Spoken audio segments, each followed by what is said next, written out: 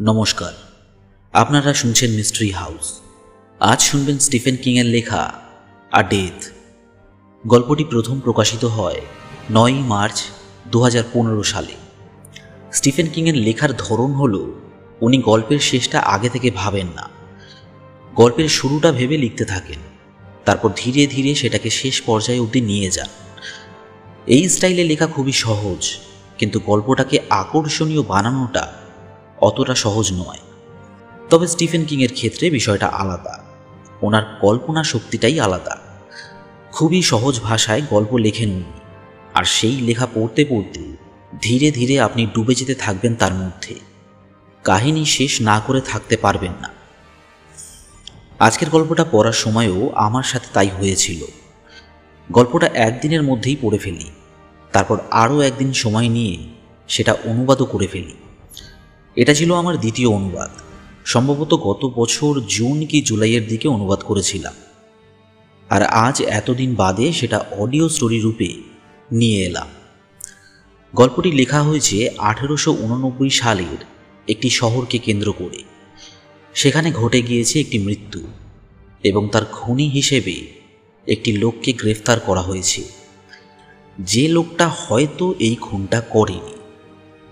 বাকি বিষয় গল্পতেই শুনবেন। তবে গল্পটি কিন্তু সকলের জন্যে নয়। যদিও আমি গল্পে ব্যবহৃত গালাগালিগুলোকে সরিয়ে দিয়েছি, কিন্তু তাও এখানে এমন অনেক বিষয় রয়েছে যেটা শুনে শরীর ঘিন ঘিন করে উঠতে পারে কিংবা জঘন্য লাগতে পারে। এবার আসুন তাহলে শুরু করা যাক আজকের গল্প, স্টিফেন কিংয়ের লেখা আ ডেথ।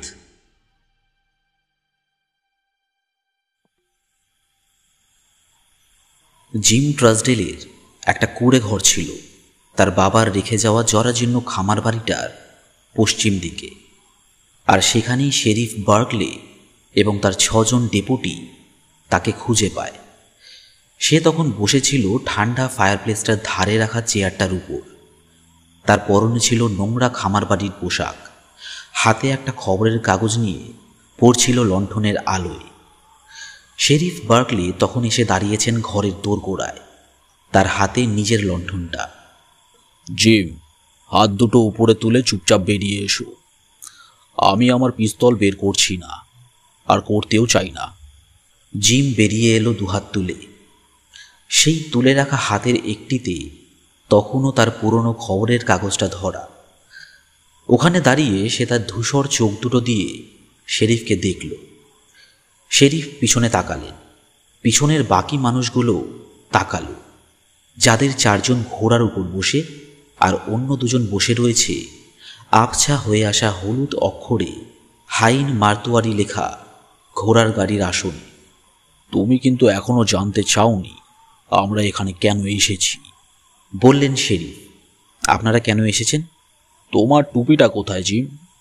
জিম তার খালি হাতটা, অর্থাৎ যে হাতে সে খবরের কাগজটা ধরে নেই, সেই হাতটা নিজের মাথার উপর রাখল, নিজের টুপিটা স্পর্শ করার ভঙ্গিতে, যেটা কিনা খয়েরি রঙের, আর বলাই বাহুল্য সেটা তার মাথায় ছিল না। তোমার ঘরে নিশ্চয়ই, জিজ্ঞেস করলেন শেরিফ। এই সময় আঙিনার ঘাসগুলো দুলিয়ে একটা শীতল হাওয়া বয়ে গেল। না, আমার তো তা মনে হয় না, বলল জিম।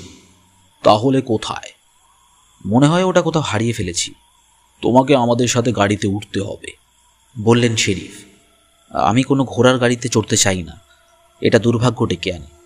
তোমার কপালে এখন দুর্ভাগ্যই লেগে আছে, পিছন থেকে একজন লোক বলে উঠল। তোমার সারা শরীর জুড়ে এখন দুর্ভাগ্য, তাড়াতাড়ি ওঠো গাড়িতে। খেকিয়ে উঠল লোকটা। জিম ট্রাসডেল আর কিছু না বলে গাড়ির পিছন দিকে গিয়ে উঠে পড়ল। আবার ঠান্ডা দমকা হাওয়া বয়ে গেল। এবারে চেষ্টা আরও বেশি। সে তার পোশাকের কলারটা একটু উঁচু করে নিল। 2 জন লোক গাড়ির পিছনে উঠে 2 ধারে দাঁড়িয়ে পড়ল। তাদের একজন নিজের বন্দুকটা হাতে নিল। ট্রাসডেল ওদের মুখ চেনে, কিন্তু নামগুলো মনে নেই।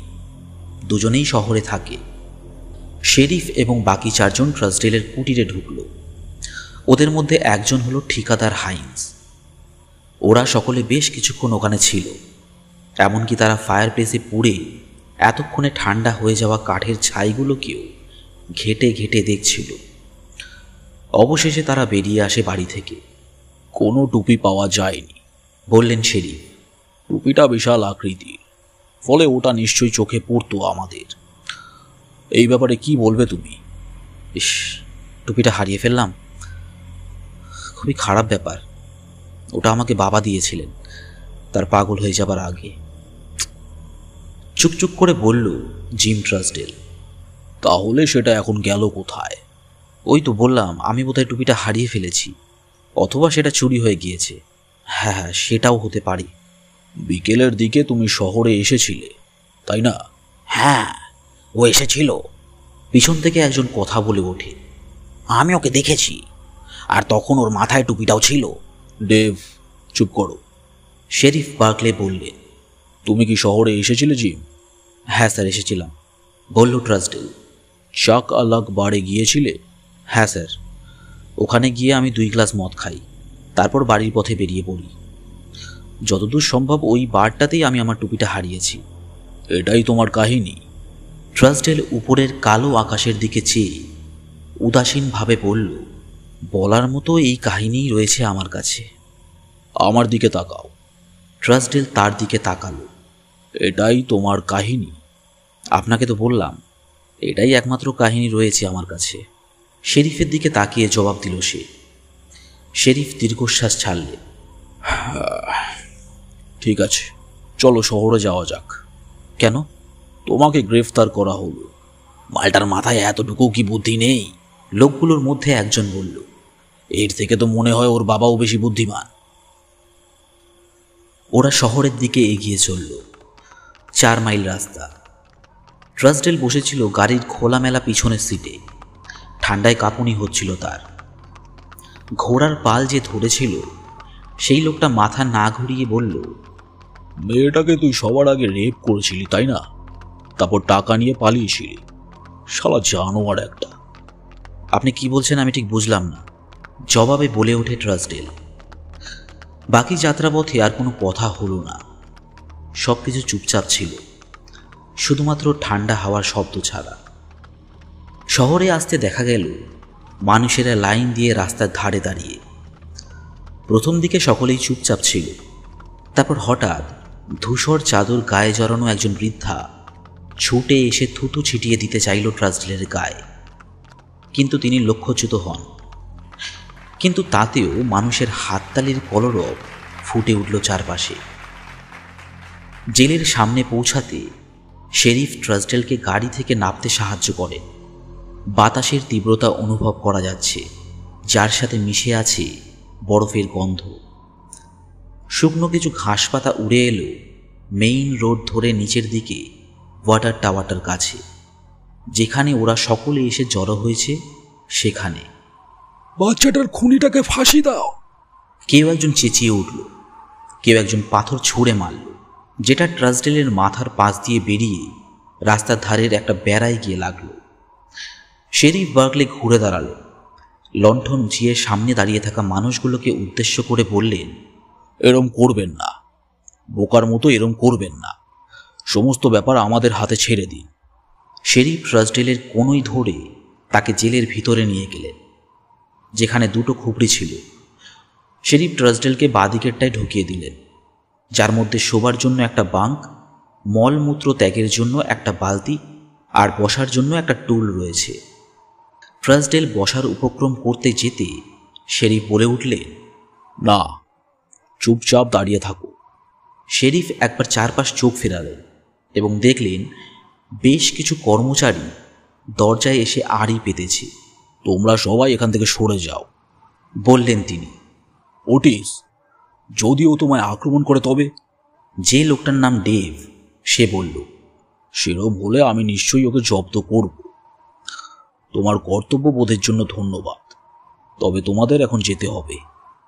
যখন সবাই চলে গেল, শেরিফ বার্কলে বললেন, গায়ের পোশাকটা খুলে আমাকে দাও। ট্রাসডেল তার পোশাক খুলে ফেলল এবং কাঁপতে শুরু করল। গরম পোশাকটার ভিতর পাতলা একটা স্যান্ডো গেঞ্জি ছাড়া আর কিছুই ছিল না। নিচে পরিহিত সস্তা প্যান্টারও জরাজীর্ণ অবস্থা। হাঁটুর দিকটা ক্ষয়ে গিয়ে একদিকের হাঁটু বেরিয়ে পড়েছে। শেরিফ বার্কলে সেই পোশাকটার পকেট হাতড়াতে শুরু করলেন।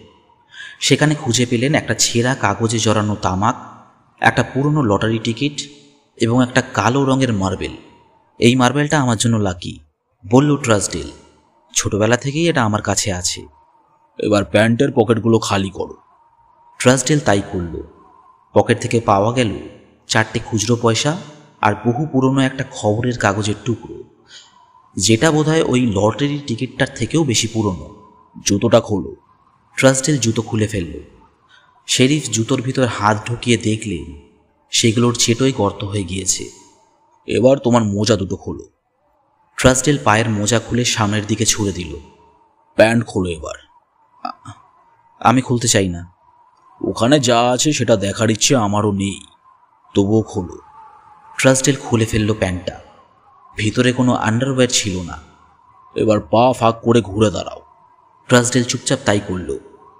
শেরিফ বার্কলে তার নাক কুঁচকে একটা দীর্ঘশ্বাস ছাড়লেন। তারপর একটা আঙুল ঢুকিয়ে দিলেন ট্রাস্টডেলের পিছনে। ট্রাস্টডেল গুঙিয়ে ওঠে। শেরিফ তার আঙুলটা বের করে আনলেন এবং পুনরায় আবার নাক সিটকালেন। উঠে দাঁড়াতে দাঁড়াতে আঙুলটা মুছে নিলেন ট্রাস্টডেলের গেঞ্জিতে। সেটা কোথায় রেখেছো জিম? আমার টুপিটা? তোমার মনে হয় আমি তোমার পিছনে হাত ঢোকাবো টুপিটা খোঁজার জন্য? বেশি চালাকি দেখাচ্ছ নাকি? ট্রাস্টডেল তার প্যান্টটা তুলে পরে নিল। খালি পায়ে দাঁড়িয়ে সে কাঁপতে শুরু করল। মাত্র 1 ঘন্টা আগে সে বসেছিল তার কুঁড়ে ঘরটায়, খবরের কাগজ পড়ছিল, ভাবছিল ফায়ার প্লেসে আগুন জ্বালানোর কথা। কিন্তু এখন মনে হচ্ছে সেগুলো অনেক যুগ আগের কথা। তোমার টুপিটা আমার অফিসে রাখা। তাহলে আপনি আমাকে ওটা নিয়ে জিজ্ঞেস কেন করছিলেন? তুমি কি উত্তর দাও সেটা দেখার জন্যে। টুপিটা এখন জমা রাখা আছে। আমি আসলে যেটা জানতে চাই তা হলো বাচ্চাটার রূপোর মুদ্রাগুলো তুমি কোথায় রেখেছ? সেগুলো আমরা তোমার বাড়িতে পাইনি, তোমার পকেটেও পাইনি, এমনকি তোমার পিছনেও না। তুমি কি ঘটনাটায় অপরাধবোধ অনুভব করে ওগুলো কোথাও ফেলে দিয়েছো? আমি কোনো রূপোর মুদ্রার ব্যাপারে কিছু জানি না। আমি কি আমার টুপিটা ফেরত পেতে পারি? না, ওটা এভিডেন্স। জিম ট্রাস্টডেল, আমি তোমায় অ্যারেস্ট করছি রেবেকা ক্লাইনকে হত্যা করার অপরাধে। তুমি আর কিছু বলতে চাও? হ্যাঁ স্যার, আমি তো কোনো রেবেকা ক্লাইনকে চিনি না। শেরিফ জেল ঘরটা থেকে বেরিয়ে এলেন। দেওয়ালে ঝোলানো চাবিটা হাতে নিয়ে সেলের দরজা লক করে দিলেন তিনি। একটা ক্যাঁচ শব্দ হলো দরজাটা বন্ধ করার সময়। বিশেষত মাতালদের ধরে এনে এখানে রাখা হয়, ফলে সেলের দরজা খুব বেশি বন্ধ করা হয় না।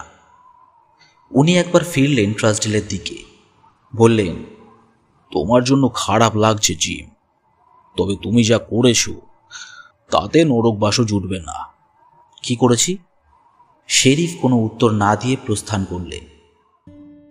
ট্রাস্টডেল ওই জেল কুঠুরিতে দিন কাটাতে শুরু করল। খাবার খেত, ঘুমাতো আর বালতিতে মলমূত্র ত্যাগ করত।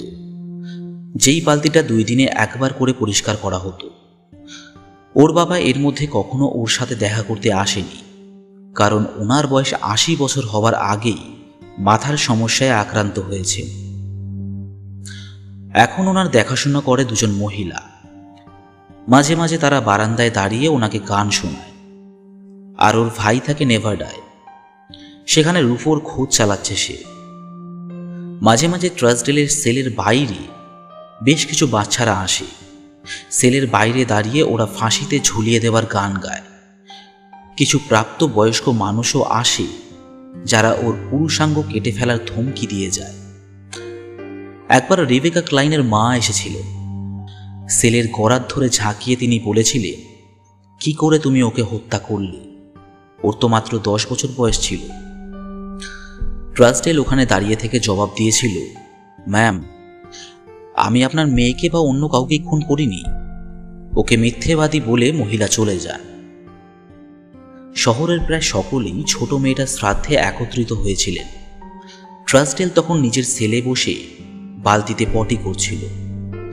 তার কানে ভেসে আসছিল সঙ্গীতের সুর। শেরিফ এর মধ্যে একটা টেলিগ্রাম করলেন এবং তার হপ্তাখানেক পর একজন জাজ সেখানে এসে উপস্থিত হলেন। ছেলেটিকে নতুন নিয়োগ করা হয়েছে, আর বলাই বাহুল্য এই কাজের জন্য তার বয়সটা অনেকটা কম। তার মাথার লম্বা সোনালি চুল প্রায় ঘাড় ছুঁয়ে যায়। তার নাম রজার মিগেল। চোখে ছোট গোল ফ্রেমের চশমা। চাকালাক এবং মাদার্স বেস্ট এই দুই বারের আলোচনা থেকে বোঝাই যায় যে ছেলেটা মেয়েদের মধ্যে বেশ জনপ্রিয়, যদিও তার আঙুলে বিয়ের আংটি রয়েছে। এদিকে ট্রাসডেলের জন্য কোনো উকিল খুঁজে পাওয়া যাচ্ছিল না শহরে। সেই জন্য মিগেল ডেকে পাঠালো জর্জ অ্যান্ড্রিউকে, যিনি দ্য গুড রেস্ট হোটেলের মালিক। স্কুলে পড়াকালীন অ্যান্ড্রিউ 2 বছর আইন নিয়ে পড়াশোনা করেছিল। সে জানায় যদি মৃত মেয়েটার বাবা মা এতে রাজি থাকেন তাহলে উনি ট্রাসডেলের উকিল হতে রাজি হবেন। তাহলে তাদের সাথে দেখা করে এসো, বলল মিগেল। তখন সে ছিল সেলুনে, একটা চেয়ারে বসে দাড়ি কামাচ্ছিল। নিজের পায়ের নিচের ঘাসগুলোকে বেশি বেড়ে উঠতে দিও না। অ্যান্ড্রিউ ওনাদের কাছে নিজের কথা বলার পর মিস্টার ক্লাইন বললেন, আমার একটা প্রশ্ন আছে, যদি ওর হয়ে কেউ না দাঁড়ায় তখনও কি ওকে ফাঁসি দেওয়া সম্ভব? আমেরিকান আইন অনুযায়ী তা হবে না, বলল অ্যান্ড্রিউ। যদিও এখনো অবধি আমরা ইউনাইটেড স্টেটের অধীনে নেই, তবে শীঘ্রই হব। কোনো রকম ছলচাতুরি করেও কি সেটা করা যাবে না? না স্যার, তাছাড়া আমি এসবের দরকারও দেখছি না। বেশ, তাহলে তুমি তোমার কর্তব্য অবশ্যই পালন করো। ভগবান তোমার মঙ্গল করুক। নভেম্বর মাসের এক সকাল পর্যন্ত বিচার চলল। এটা সংঘটিত হয়েছিল শহরের মিউনিসিপ্যাল হলে। সেদিন থেকে শুরু হয়েছিল স্নোফল হওয়া। আকাশে মৃদু জমে আসা মেঘ জানান দিচ্ছিল আসন্ন ঝড়ের। মিগেল, যার কিনা এই কেসটার ব্যাপারে যথেষ্ট ধারণা হয়েছে, সে দাঁড়ালো প্রসিকিউটর এবং জাজ দুই হিসেবে। প্রসিকিউটর মিগেল মোট 6 জন সাক্ষী হাজির করলেন আদালতে, এবং জাজ মিগেল তাতে কোনো রকম অবজেকশন করলেন না। প্রথমে ডাকা হলো মিস্টার ক্লাইনকে এবং সব শেষে শেরিফ বার্কলেকে। যে গল্পটা দাঁড়ালো সেটা খুবই সহজ সরল। সেদিন দুপুরে, যেদিন রেবেকা ক্লাইনের হত্যা হয়, সেদিন কেক আর আইসক্রিম সহযোগে একটা জন্মদিনের অনুষ্ঠান চলছিল। রেবেকার বেশ কিছু বন্ধুরা উপস্থিত ছিল সেখানে। দুপুর 2টোর দিকে যখন বাচ্চা মেয়েগুলো ধরাধরি এবং মিউজিক্যাল চেয়ার খেলছিল, তখন চাকালাক বারে এসে ঢোকে জিম ট্রাসডেল এবং একটা হুইস্কি অর্ডার করে সে। খামার বাড়ির টুপিটা তখন তার মাথাতেই ছিল। পানীয়টা শেষ হওয়া মাত্র সে আরও একটার অর্ডার দিল। এর মাঝে কি সে তার টুপিখানা মাথা থেকে খুলেছিল, কিংবা বারে ঢোকার সময় দরজার হুকে সেটা ঝুলিয়ে রেখেছিল? কেউ কিছু মনে করতে পারল না। আমি ওকে কখনো ওই টুপিটা ছাড়া দেখিনি, বললেন বারের মালিক। টুপিটা ওর খুব প্রিয় ছিল। যদি ওটা খুলেও রাখে তাহলে ও ওটা রাখবে ওর পাশে, আর ও নিজের দ্বিতীয় ড্রিঙ্কটা খেয়ে সেখান থেকে বেরিয়ে যায়। উনি চলে যাবার পর ওনার টুপিটা কি বারের মধ্যে ছিল? মিগেল জিজ্ঞেস করল। না স্যার। দোকান বন্ধ করার সময় ওটা কি দরজার হুকে ঝোলানো ছিল? না স্যার। সেদিন দুপুর 3টের দিকে রেবেকা ক্লাইন শহরের দক্ষিণ প্রান্তে তার বাড়ি থেকে বের হয় ঘুরতে যাওয়ার জন্য। তার মা তাকে বলে যে তার জন্মদিনে পাওয়া টাকা দিয়ে সে মিষ্টি কিনতে পারে, তবে তখন খেতে বারণ করে, কারণ একদিনের জন্য যথেষ্ট মিষ্টি খাওয়া হয়েছে। কিন্তু যখন বিকেল 5টা বেজে যাওয়ার পরেও রেবেকা বাড়ি ফেরে না, তখন মিস্টার ক্লাইন এবং তার কিছু বন্ধুবান্ধব মেয়েটার খোঁজ শুরু করেন। বার্কার অ্যালিতে তারা ওকে খুঁজে পান, 2টো দোকানের মাঝখানের গলিতে। ওকে গলা টিপে মারা হয়েছে। ওর রূপোর মুদ্রাগুলো ওর কাছে ছিল না।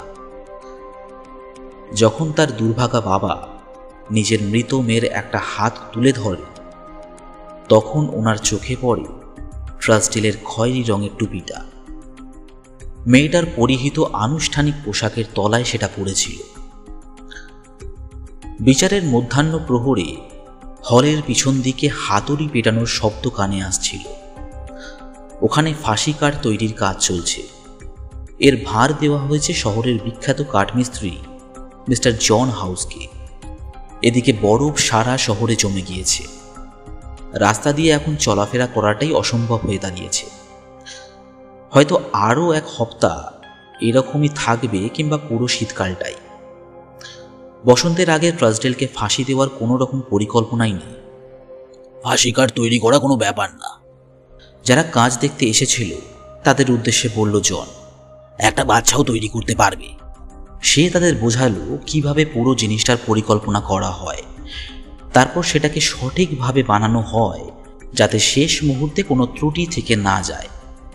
এরকম কিছু যখন তুমি করবে তখন তোমাকে লক্ষ্য রাখতে হবে সেটা যেন প্রথমবারই একেবারে যেন নিখুঁত হয়, বলল সে। বিকেলবেলা জর্জ অ্যান্ড্রিউ ট্রাসডেলকে নিয়ে আসলেন কাঠগড়ায়। এই সময় ঘরের ভিতর লোকজনের ফিসফিসানি শুরু হয়ে গেল।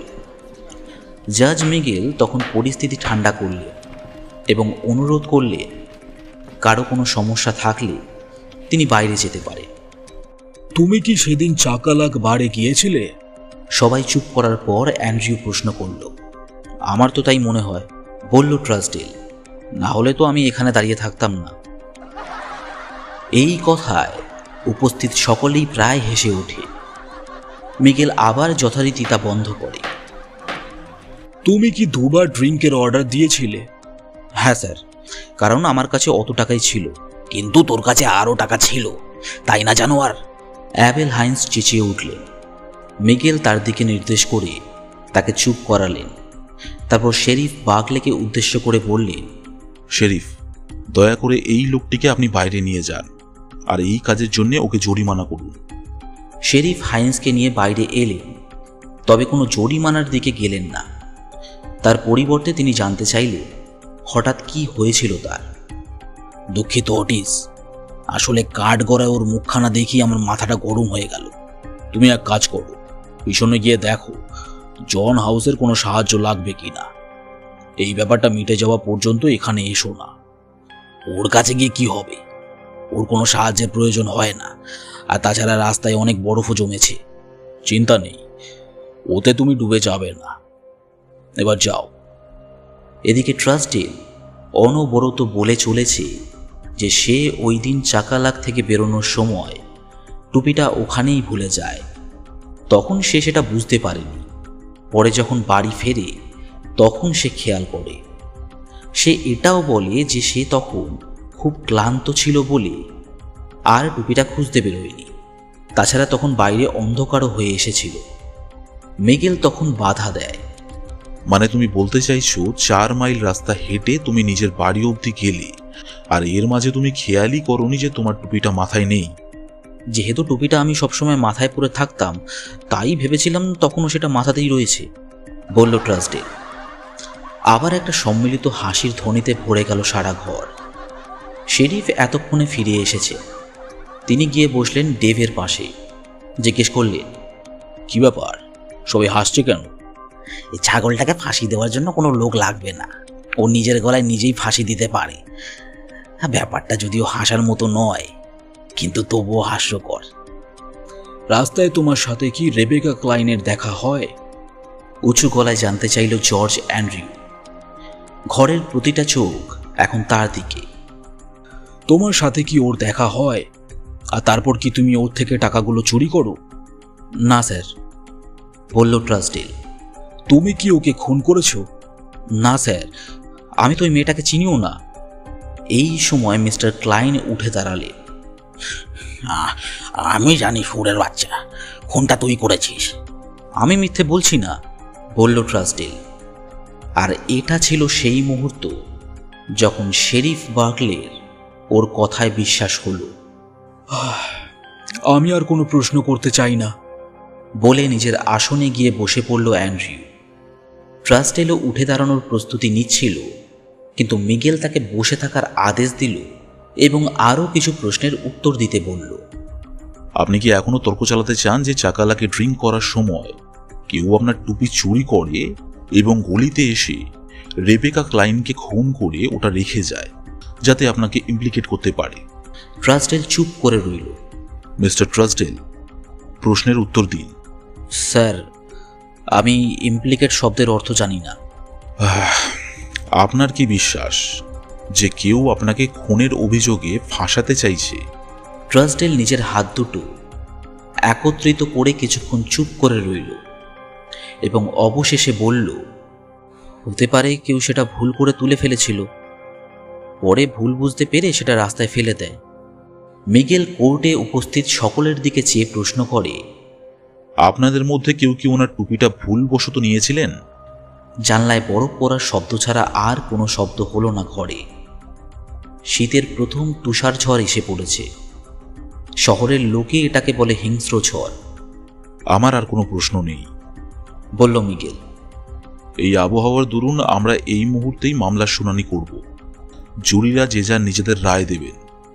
আপনাদের কাছে 3টি চয়েস থাকবে: আসামি নির্দোষ, ভুলবশত হত্যা, অথবা প্রথম ধারায় খুন।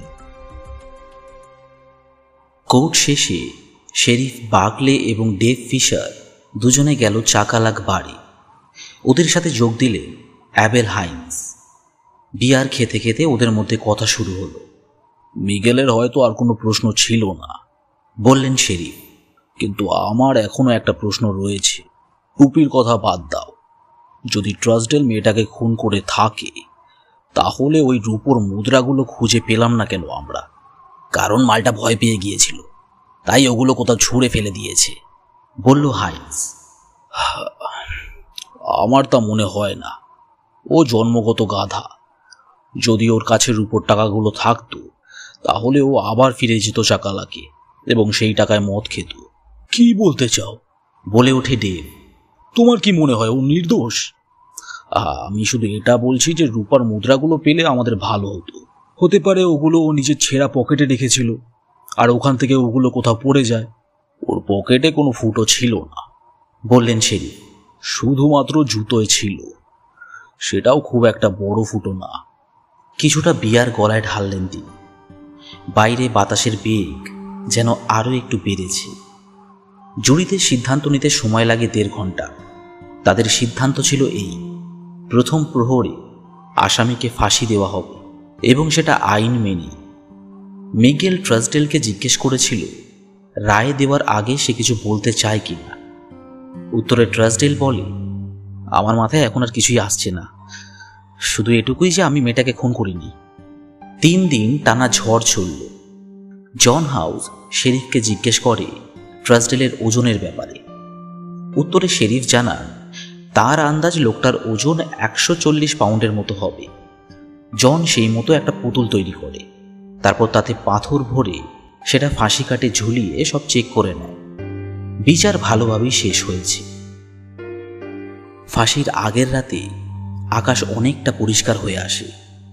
শেরিফ সেই রাতে ট্রাসডেলকে বলে সে যা খেতে চায় সেটা সে খেতে পারে।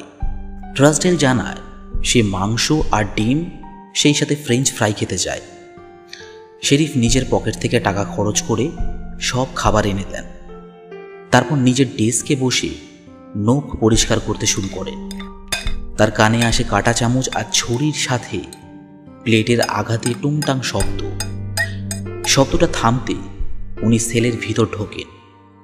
ওর খাবার প্লেটটা পুরো পরিষ্কার, যেন কোনো কুকুর সেটাকে চেটে পুটে গেছে। ট্রাসডেল তখন কাঁদছে। একটা কথা হঠাৎ মনে পড়ল। কি কথা জিম?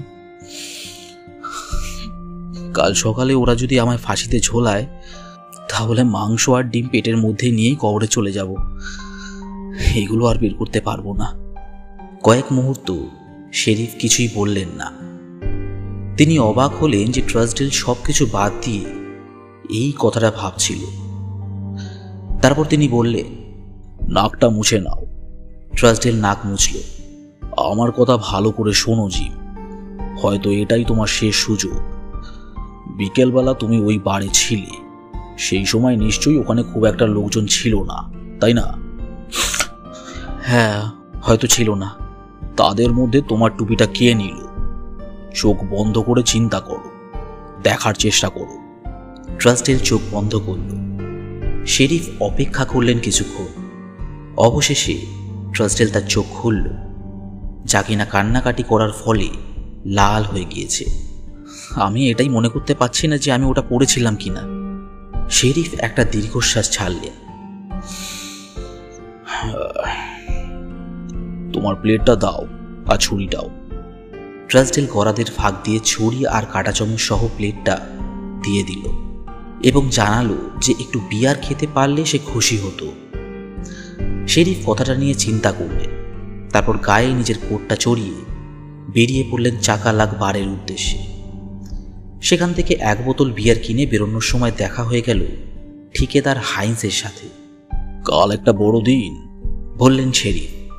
গত 10 বছরে একটাও ফাঁসি হয়নি এই শহরে, আর আশা করি আগামী 10 বছরেও যেন না হয়। যদিও ততদিনে আমি অবসর নিয়ে নেব। সেই অবসর এখন পেলেই বেশি খুশি হতাম। হাইন্স ওনার দিকে তাকিয়ে বললেন, তোমার এখনো বিশ্বাস যে ও খুন করেনি?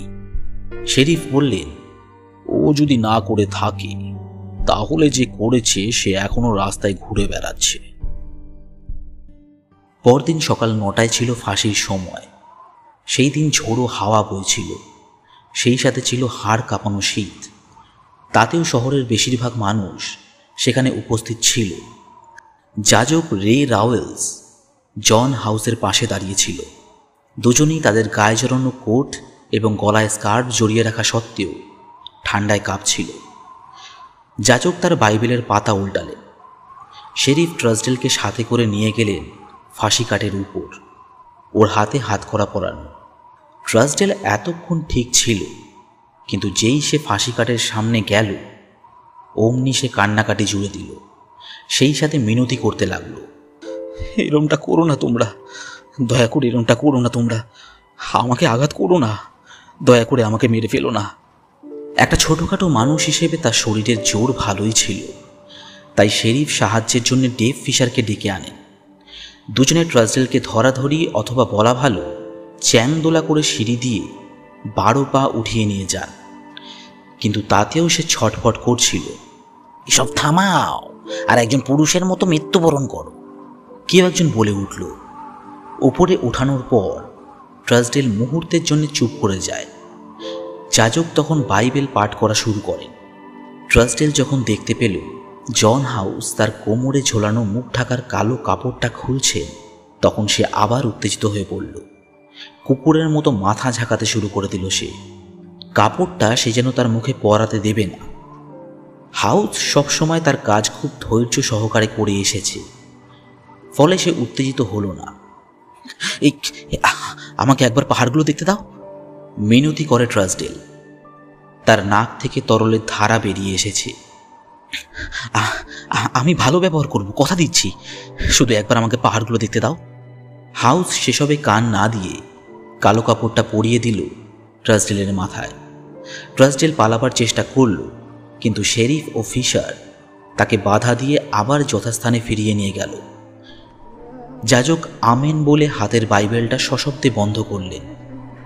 শেরিফ জন হাউসকে ইশারা করতে সে লিভার ধরে টান দিল। পায়ের নিচের কাঠের দরজাটা খুলে গেল এবং ট্রাসডেলের শরীরটা ঝুলে পড়ল সেখানে। সেই সাথে ঘাড় ভাঙার শব্দ হলো।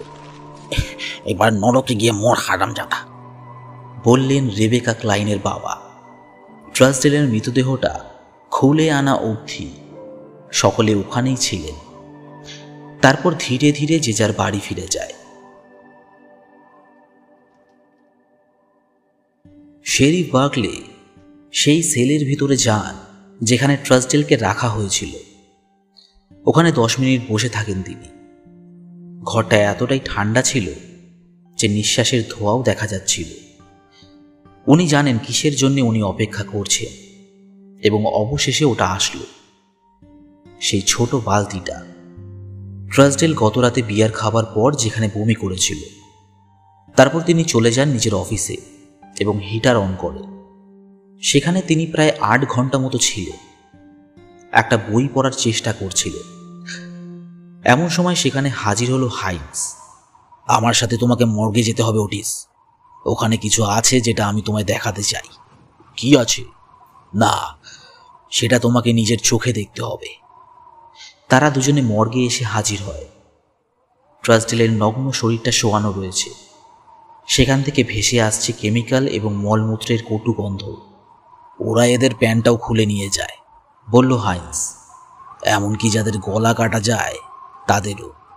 আচ্ছা, আর এদিকটা এসো। আশা করি তোমার মতো একজন মানুষ এর থেকেও খারাপ কিছু এর আগে দেখেছো। দুজনে মেঝেতে ঝুঁকে বসল। দুজনের মাথা নেমে আসলো নিচের দিকে। দেহের নিচে পড়ে থাকা পায়খানার মধ্যে কি একটা চোখে পড়ল যেন। শেরিফ বার্কলি আরও কিছুটা কাছে নিয়ে গেলেন মাথাটা এবং দেখলেন সেটা একটা রূপোর মুদ্রা। তিনি হাত বাড়িয়ে সেই ময়লার মধ্যে থেকেই ওটা তুলে নিলেন। ব্যাপারটা আমার ঠিক বোধগম্য হচ্ছে না, বলল হাইন্স। শুয়োরের বাচ্চাটাকে তো অনেক দিন যাবৎ বন্দি করে রাখা হয়েছিল। ঘরের এক কোণে চেয়ার রাখা ছিল। শেরিফ সেটায় ধূপ করে বসে পড়ল। সেদিন রাতে নিজের বাড়িতে আমাদের লণ্ঠনের আলো দেখা মাত্র নিশ্চয়ই ও এগুলো গিলে ফেলেছিল, এবং জেলের মধ্যে যতবার পায়খানার সাথে এগুলো বেরিয়ে আসতো ততবার সে ওগুলো আবার গিলে নিত। দুজন বৃদ্ধ একে অপরের দিকে তাকালেন। তুমি তো ওকে বিশ্বাস করেছিলে, বলল হাইন্স। হ্যাঁ, আমি গাধা ছিলাম, সেই জন্যে। এতে তোমার দোষ নেই ওটিস। তোমার মনটা নরম। সে অনবরত বলে গেছে সে খুনটা করেনি মৃত্যুর আগে পর্যন্ত। এখন হয়তো সে ভগবানের কাছে গিয়েও সেই একই কথাই বলছে। হ্যাঁ, আমি বুঝতে পারছি না, ওকে তো ফাঁসি দেওয়াই হতো। ও সত্যি বলুক আর নাই বলুক, তুমি আর কিছু বুঝতে পারছো? আমি তো এটাও বুঝি না যে সূর্য কেন ওঠে। যাই হোক, রূপোর মুদ্রাগুলো কি করবে?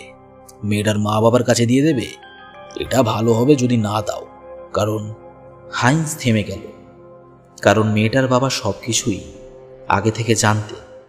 শহরের সকলেই জানত। শুধুমাত্র সেই ছিল একজন যে ব্যাপারটা মেনে নিচ্ছিল না।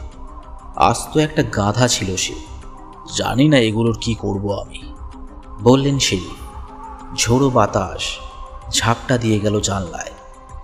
শোনা গেল চার্চের ঘণ্টার শব্দ।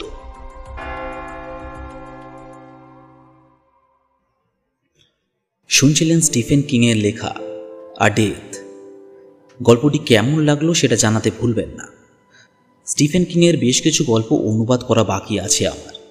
সেগুলো শেষ হলে ওনার কিছু গল্প নিয়ে একটা সিরিজ করার ইচ্ছাও রয়েছে। যাই হোক, আগামী সপ্তাহে কি গল্প নিয়ে আসব সে নিয়ে কিছুই ভাবিনি। আপনারা কমেন্টে জানাতে পারেন কি ধরনের গল্প শুনতে চান। চেষ্টা করব আপনাদের ইচ্ছাগুলো পূরণ করার। এখন সকলকে বিদায় জানাই। শীঘ্রই ফিরে আসব নতুন আরেকটি গল্প নিয়ে। ততদিন সকলে ভালো থাকবেন এবং সুস্থ থাকবেন।